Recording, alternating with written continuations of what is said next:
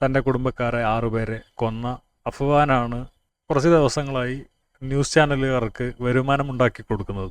കേരളത്തിൽ 3.5 കോടി ജനങ്ങളുണ്ട്. തീർച്ചയായിട്ടും അവിടെ കൊലപാതകങ്ങളും അക്രമങ്ങളും ഒക്കെ ഉണ്ടാകും, സ്വാഭാവികമാണ്. ഇപ്പം എന്തുകൊണ്ട് ഉണ്ടാകുന്നെന്ന് നമ്മൾ അന്വേഷിക്കും, സ്വാഭാവികമാണ്. അതിൽ നമ്മളൊക്കെയും കുറ്റവാളികളാണ്. മനുഷ്യരെല്ലാം സ്വാർത്ഥരാണ്. തീർച്ചയായിട്ടും ആ സ്വാർത്ഥത കൊണ്ടാണ് മനുഷ്യൻ ഒരു സാമൂഹിക ജീവിയായിട്ട് മാറിയത്. സമൂഹത്തിൽ അടിസ്ഥാന പ്രശ്നങ്ങൾ എന്താണ് എന്ന് നമ്മൾ ആലോചിക്കേണ്ടി വരും. നമ്മൾ കാലത്തിനനുസരിച്ച് മാറുന്നുണ്ടോ എന്ന് ചിന്തിക്കേണ്ടി വരും. ഇന്ത്യയിൽ മറ്റ് സ്ഥലങ്ങളിൽ നിന്ന് വിഭിന്നമായി കേരളത്തിൽ വിദ്യാഭ്യാസമുള്ളവരുണ്ടായി. ഇവിടെ നിന്നും ഗൾഫിലേക്കും അത് കഴിഞ്ഞ് യൂറോപ്പിലേക്കും അമേരിക്കയിലേക്കുമൊക്കെ കുടിയേറ്റമുണ്ടായി. അതിനനുസരിച്ച് കേരളത്തിൻ്റെ ജീവിത നിലവാരം ഉയർന്നു. പിന്നീട് ഇപ്പോൾ AI, ഓൺലൈൻ ഷോപ്പിംഗ് കാർട്ടുകൾ, അങ്ങനെ പല സംഗതികളും വരികയാണ്.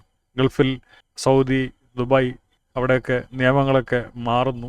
അതിനനുസരിച്ച് അവിടെ തൊഴിൽ നഷ്ടങ്ങൾ ഉണ്ടാകുന്നു. ഈ ടെക്നോളജികൾ കാരണവും ഒരുപാട് തൊഴിൽ നഷ്ടങ്ങൾ ഉണ്ടാകുന്നുണ്ട്.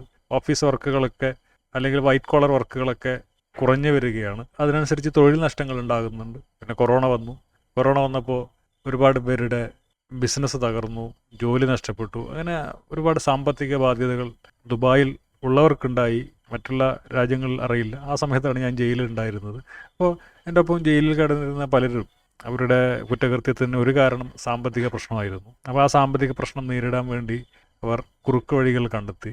അങ്ങനെ ആ കുറുക്ക് വഴികൾ അവരെ ജയിലിലേക്ക് എത്തുകയും ചെയ്തു. അപ്പോൾ നമ്മൾ ബുദ്ധിമാന്മാരാണ്, മറ്റുള്ളവരൊക്കെ മണ്ടന്മാരാണെന്ന് ചിന്തിക്കുന്ന ആളുകൾ തീർച്ചയായിട്ടും ജയിലിലേക്ക് എത്തും. പലർക്കും അത് അങ്ങനെയുള്ള കുറുക്ക് വഴികളൊക്കെ ചെയ്യാൻ ആഗ്രഹമുണ്ടാകും. പക്ഷേ അവരെ ഭയം തടഞ്ഞു നിർത്തുന്നതുകൊണ്ട് അത് ചെയ്യാറില്ല. പിന്നെ നാട്ടിലെ പ്രശ്നം എന്താണെന്ന് വെച്ച് കഴിഞ്ഞാൽ ഇവിടെ ഇപ്പോൾ കച്ചവടങ്ങളൊക്കെ വളരെ കുറഞ്ഞു എന്നാണ് പറയുന്നത്. അതിന് അവർ ഓൺലൈൻ ഷോപ്പിംഗ് കാർട്ടുകളെ കുറ്റപ്പെടുത്തുന്നു. ഈ ലുലുവിനെ പോലെയുള്ള ഹൈപ്പർ മാർക്കറ്റുകളെ കുറ്റപ്പെടുത്തുന്നു. അതിൽ ചിലർ വർഗീയ വ്യാഖ്യാനം കൂടി കണ്ടെത്തുന്നുണ്ട്. അതിന് കാരണം കേരളത്തിലെ ഉൽപ്പാദന ചെലവാണ്. കേരളത്തിന് പുറത്ത് ഉണ്ടാക്കിയ ഒരു സാധനം കേരളത്തിൽ വളരെ ചെറിയ വിലക്ക് വിൽക്കാൻ കഴിയും. പക്ഷെ അതേ സാധനം കേരളത്തിൽ ഒരു കടയിൽ വെച്ച് അതിൻ്റെ റെൻറ്റും കൊടുത്ത് ജോലിക്കാരന് ശമ്പളവും കൊടുത്ത് ഒരാൾക്ക് കൊടുക്കാൻ പറ്റില്ല. അപ്പം അങ്ങനെയുള്ള പ്രശ്നങ്ങൾ വേറെയുണ്ട്. ഇത് തന്നെയാണ് യൂറോപ്പിലും അമേരിക്കയിലുമൊക്കെ ഉള്ളത്. കാരണം അവർക്ക് ചൈനയോട് പിടിച്ചു നിൽക്കാൻ സാധിക്കുന്നില്ല.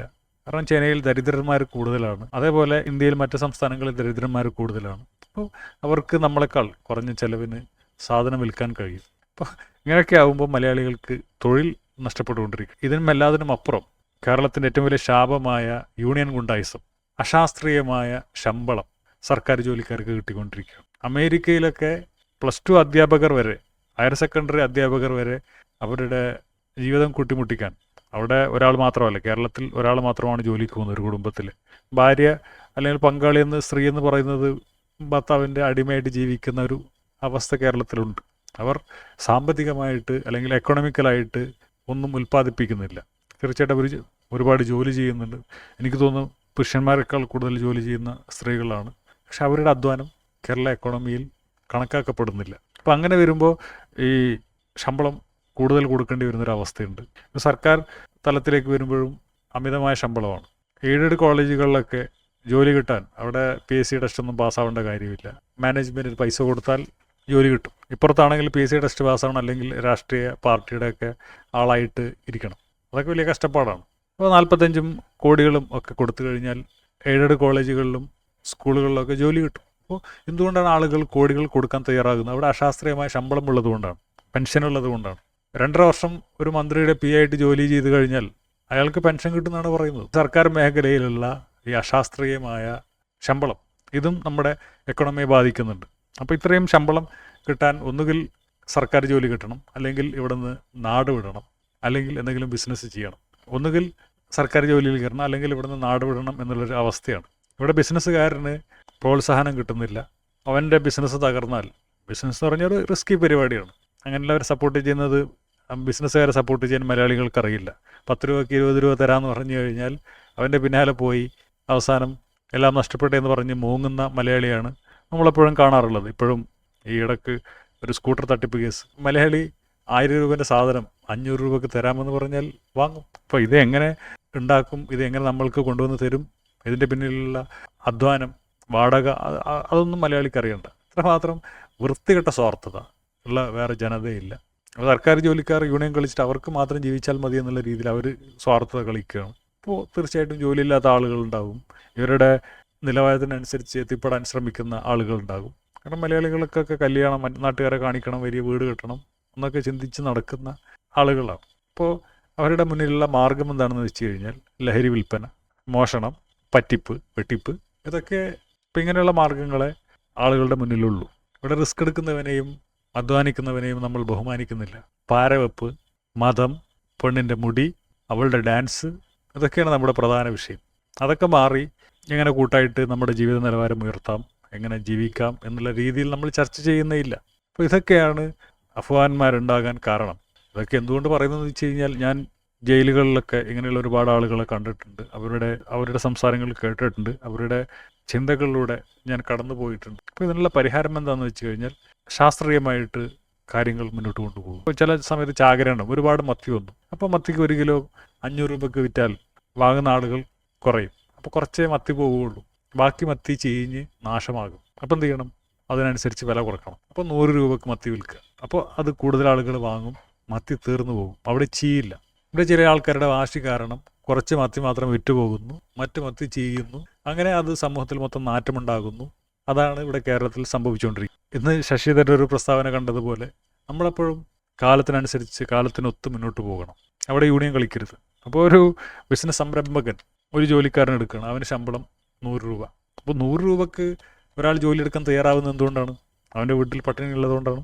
അപ്പോൾ അവൻ വയറൊക്കെ നിറഞ്ഞു, ലാവിഷാണ്, ബിരിയാണിയൊക്കെ കഴിച്ചിട്ട് അമ്പക്കം വിട്ടിരിക്കുകയാണ്. അവനോട് 100 രൂപക്ക് ജോലി ചെയ്യണമെന്ന് പറഞ്ഞാൽ പറ്റില്ല. അവനോട് 100 രൂപക്ക് ജോലി ചെയ്യണമെന്ന് പറഞ്ഞാൽ അവൻ പറയും എനിക്ക് പറ്റില്ല. അപ്പോൾ വീട്ടിൽ പട്ടിണിയുള്ള വേറൊരുത്ത 100 രൂപക്ക് വരും. അങ്ങനെ ആൾക്കാരുടെ പട്ടിണി മാറി എല്ലാവരും അമ്പക്കം വിടാൻ തുടങ്ങുമ്പോൾ ഈ സംരംഭകൻ പറയും ഓക്കെ, എന്നാൽ ഞാനൊരു 300 രൂപ തരാം, നിങ്ങൾ വാ. അങ്ങനെയാണ് ജീവിതത്തിൻ്റെ നിലവാരം ഉയർന്നു വരുന്നത്. അപ്പോൾ ഈ 300 രൂപ കിട്ടുന്നവൻ, അവൻ്റെ കയ്യിൽ കാശെത്തി, അവൻ്റെ ജീവിത നിലവാരം കൂടി. അപ്പോൾ അവന് വീട്ടിലേക്ക് സാധനം വാങ്ങിക്കും. അപ്പോൾ ഇങ്ങനെ ഇത് സമ്പദ് വ്യവസ്ഥ വളർന്നു വരും. ചൈനയൊക്കെ അങ്ങനെയാണ് വളർന്നത്. ചൈനയുടെ ദാരിദ്ര്യമൊക്കെ പോയതും അങ്ങനെയാണ്. ഇന്ത്യയുടെ ദാരിദ്ര്യവും പോകുന്നത് അങ്ങനെയാണ്. ഈ മാർക്കറ്റ് എക്കണോമിക്സിൽ ഫ്രീ ആയിട്ട് ഒഴുകുന്ന സ്ഥലത്ത് അവിടെ ദരിദ്രൻ വിജയിക്കും. കാരണം അവന് വിലക്കുറവിൽ കൊടുക്കാൻ പറ്റും. ഈ വിലക്കുറവും ഒരു കഴിവാണ്. മാർക്കറ്റിൽ മത്സരിക്കാനുള്ള ഒരു കഴിവാണ് ഈ വിലക്കുറവ്. പിന്നെ നല്ല ക്വാളിറ്റിയുള്ള സാധനങ്ങൾ, പുതുമയുള്ള സാധനങ്ങൾ, അങ്ങനെ വാങ്ങുന്നവനും വിൽക്കുന്നവനുമൊക്കെ ഉപകാരങ്ങളുണ്ടാകും. അത് നാടിന് ഉപകാരമുണ്ടാവും. അപ്പോൾ നമ്മുടെ നാട്ടിലൊക്കെ KSRTCൻ്റെ ഒക്കെ അവസ്ഥ നോക്കുക. വെറും വൃത്തികെട്ട സർവീസ്. കാരണം ആ റൂട്ടിൽ വേറെ ആരും വണ്ടി ഓടിക്കുന്നില്ല. കുത്തകയാണ് KSRTCയുടെ.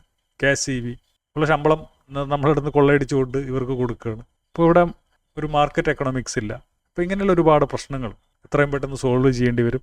അല്ലെങ്കിൽ കേരളം വൻ പ്രശ്നങ്ങളിലേക്കാണ് നീങ്ങിക്കൊണ്ടിരിക്കുന്നത്. ആൾക്കാർക്ക് ജോലിയില്ല. ആളുകൾ വർഗീയവാദം തിന്ന് ജീവിച്ചുകൊണ്ടിരിക്കുകയാണ്. ഇതൊക്കെ കലാപങ്ങളിലോട്ട് മാറും. അപ്പോൾ സമൂലമായ മാറ്റം, റാഡിക്കൽ ചേഞ്ച് വളരെ അത്യാവശ്യമാണ്. അത് നടന്നില്ലെങ്കിൽ കേരളം വമ്പൻ പ്രത്യാഘാതങ്ങളിലേക്ക് പോകും. ആളുകൾക്ക് ജീവിക്കാൻ താല്പര്യമില്ലാതായി കഴിഞ്ഞാൽ, കടക്കാരൊക്കെ ഇങ്ങനെ വിളിച്ച് ബുദ്ധിമുട്ടിച്ച് കഴിഞ്ഞാൽ മനുഷ്യൻ്റെ സമനില തെറ്റും. അവനപ്പോൾ പലതും ചെയ്യും. പിന്നെ അവനെ കുറ്റപ്പെടുത്തിയിട്ട് കാര്യമൊന്നുമില്ല. ഇതിപ്പോൾ ഒരാളല്ല, 2 ആളല്ല. ഇപ്പോൾ തന്നെ ജയിലുകളിലൊക്കെ സ്ഥലം കുറവാണെന്നാണ് പറയുന്നത്. ജയിലുകൾ കൂടുതലുണ്ടാക്കിയിട്ട് അവിടെ നല്ല ഭക്ഷണം കൊടുത്തിട്ടൊന്നും കാര്യമൊന്നുമില്ല.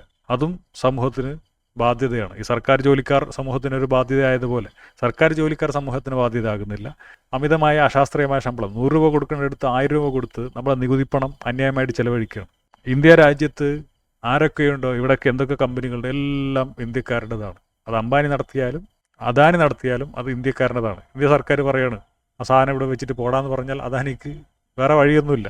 ഇപ്പോൾ മിനിഞ്ഞാന്ന് ആരോ KSRTC ബസ് എടുത്തിട്ട് പോയി എന്ന് പറഞ്ഞു. അതിനെതിരെ പ്രശ്നമാണ്. ഇപ്പോൾ ജനങ്ങളുടെ സ്ഥാപനമാണ് KSRTC എങ്കിൽ ഒരാൾ ബസ് എടുത്തിട്ട് പോയാൽ എന്തിനാണ് ഇവർ പ്രശ്നം ഉണ്ടാക്കുന്നത്? അപ്പോൾ അത് ജനങ്ങളുടേതല്ല, തെറ്റിദ്ധരിപ്പിക്കുകയാണ്. അതൊരു കൂട്ടം ഗുണ്ടകളുടെ, യൂണിയൻ ഗുണ്ടകളുടേതാണ് KSRTC. നികുതിപ്പണം എന്ന് പറഞ്ഞിട്ട് ബലമായിട്ട് ജനങ്ങളുടെ കയ്യിൽ നിന്നും കാശ് പിടിച്ചു വാങ്ങി ഗുണ്ടായുസം കാണിച്ച് അശാസ്ത്രീയമായി ശമ്പളം വാങ്ങിക്കുന്ന ഗുണ്ടകളാണ് സർക്കാർ ജോലിക്കാർ. താൻ തിന്നുന്ന ശമ്പളം ശാസ്ത്രീയമാണെന്ന് ആലോചിക്കണം. പ്രൈവറ്റിൽ ഒരു അധ്യാപകൻ എത്ര ശമ്പളം കിട്ടുന്നുണ്ടെന്ന് നോക്കണം. ആ ശമ്പളം തന്നെയാണോ നിങ്ങൾക്ക് കിട്ടുന്നത്? അല്ലെങ്കിൽ അവിടെ അശാസ്ത്രീയതയുണ്ട്. പ്രൈവറ്റിൽ LP സ്കൂളിലൊക്കെ പഠിക്കുന്ന ആൾക്കാർക്ക് എനിക്കറിയില്ല, 5 10 ഒക്കെയാണ് കിട്ടുന്നത്. അതേ ശമ്പളമാണോ ഗവൺമെൻറ്റിൽ കിട്ടുന്നതല്ല. ഇവർക്ക് ശമ്പളം കിട്ടും, അത് കഴിഞ്ഞിട്ട് ഗ്രാറ്റുവിറ്റി മറ്റൊന്ന് മറിച്ചെന്ന് പറഞ്ഞിട്ട് വിരമിക്കുമ്പോൾ നല്ലൊരു തുക കിട്ടും. അത് കഴിഞ്ഞിട്ട് ഇവർക്ക് സ്റ്റാറ്റ്യൂട്ടറി പെൻഷൻ. ഇവിടെ ജോലി ചെയ്യുന്നവന് 5000 രൂപ ശമ്പളം. അത് 56-ാമത്തെ വയസ്സിൽ. 56 വയസ്സെന്നൊക്കെ പറഞ്ഞാൽ ഒരാൾ യുവാവാണ്, അയാളുടെ മധ്യവയസ്സാണ്. അത് കഴിഞ്ഞിട്ട് ഇവൻ ചാവുന്നത് 90 വയസ്സിലും 100 വയസ്സിലൊക്കെയാണ്. അതുവരെ 1 ലക്ഷവും 1.5 ലക്ഷവും ഒക്കെ പെൻഷൻ. ജോലി ചെയ്യുന്നതിന് കിട്ടുന്നത് 10000 രൂപ. ജോലി ചെയ്യാത്ത ഈ ചാവാത്ത നാട്ടുകാർക്ക് ബാധ്യതയായി നടക്കുന്ന ഇവന്മാർക്ക് കിട്ടുന്നത് ലക്ഷങ്ങൾ. അപ്പോൾ ഇതൊക്കെ ലോകത്ത് എവിടെയും ഇല്ലാത്ത സിസ്റ്റങ്ങളാണ്. ബ്രിട്ടനിലൊക്കെ പ്രധാനമന്ത്രിക്ക് വരെ സർക്കാർ പെൻഷൻ കൊടുക്കുന്നു എന്ന് പറഞ്ഞിട്ട് പ്രശ്നങ്ങളാണ്. മറ്റുള്ള രാജ്യങ്ങളിലൊക്കെ ജോലി ചെയ്യുമ്പോൾ അവരുടെ ഈ PF എന്നൊക്കെ പറഞ്ഞാൽ അങ്ങനെ എന്തോ സാധനമില്ല. അവരുടെ ശമ്പളത്തിൽ നിന്ന് പിടിക്കും, അവർ 10 രൂപ ഇടും. അപ്പോൾ അവരുടെ സംരംഭകൻ അല്ലെങ്കിൽ അവരുടെ സ്ഥാപനം 10 രൂപ ഇടും. അങ്ങനെ ടോട്ടൽ 20 രൂപ അത് പെൻഷൻ ഫണ്ടിൽ നിക്ഷേപിക്കും. അതൊരു നിക്ഷേപമായിട്ട് അതിനെ ബിസിനസ്സിലിടും. ആ ബിസിനസ്സിൽ നിന്ന് ലാഭം കിട്ടുന്നതിനനുസരിച്ച് ആ ഫണ്ട് വളരും. അതിൽ നിന്ന് എടുത്തിട്ട് ഇവർക്ക് വിരമിക്കുമ്പോൾ കൊടുക്കും. അതും 60, 65, 70 വയസ്സിലൊക്കെയാണ് അവിടെ വിരമിക്കൽ പ്രായം.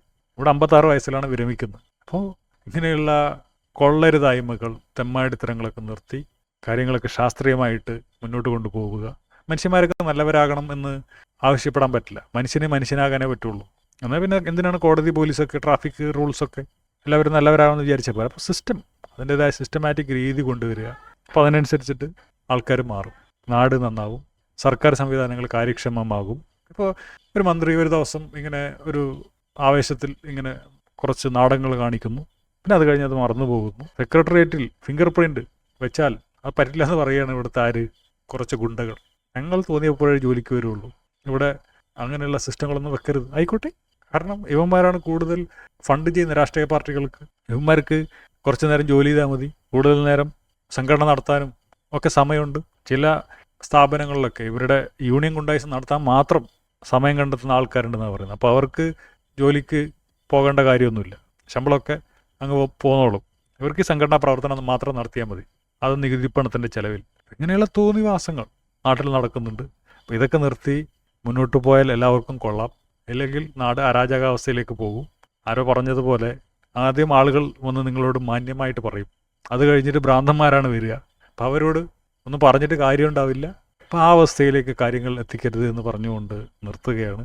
അപ്പോൾ ശരി.